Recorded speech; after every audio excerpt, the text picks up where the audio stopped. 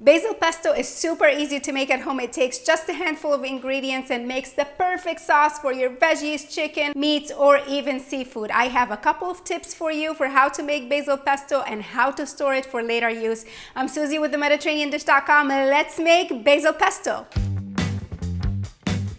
All right, obviously the star ingredient here is basil. I have 2 cupfuls of basil right here, and then of course I have my pine nuts, or you can use walnut, and I have some Parmesan cheese and 1 garlic clove. Now my biggest tip for you guys is to blanch the basil first thing, and I'm gonna tell you exactly why. So let's head over to the stove. I've got some boiling water going.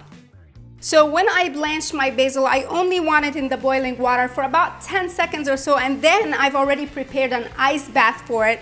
I'm going to transfer my basil right here so that it will maintain its bright green color.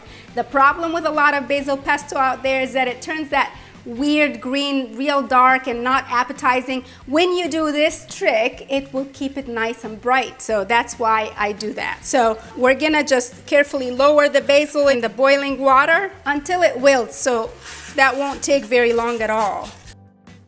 All right, and then pick up the leaves like so and quickly shock him with our ice bath right here.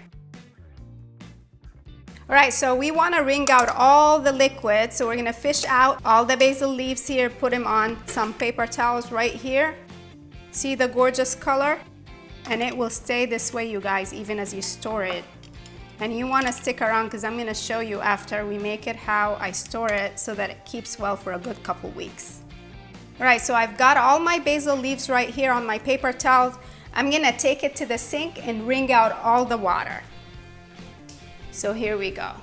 So we're just gonna squeeze as hard as possible to wring out all the water, and there's plenty of it in here. You don't want that in your basil pesto, so just make sure that you do it with enough force that all the water is out. And of course, this is all 2 cups of basil is reduced, but don't you worry guys, you will have enough for your basil pesto right here. Now that our basil is fully ready, we are ready to hit the food processor and mix up our basil pesto. Obviously, traditionally people use a mortar and pestle, but this is a quick and easy way and it produces a beautiful basil pesto. I am using pine nuts. If you don't have pine nuts, you can work with walnuts as well.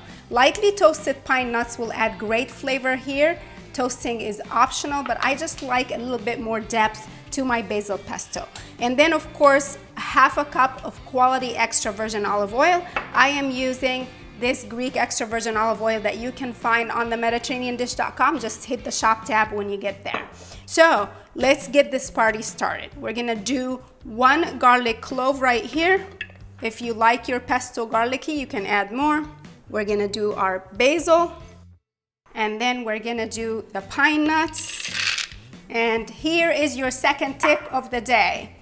Juice of 1/2 lemon. This adds great flavor, makes it nice and bright, and the citrus will help the basil maintain its beautiful color. You're gonna wanna remove the top because you're going to be drizzling the extra virgin olive oil from this top part very slowly as you run the food processor with these 4 ingredients. So, on.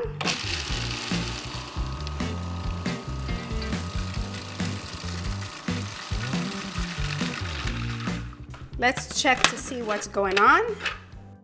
You're wondering why I haven't added the Parmesan cheese. I actually mix the Parmesan right in my bowl. So that's your 3rd tip of the day. I really believe that it maintains better texture that way. Parmesan cheese, already grated obviously. And then we'll give this a mix.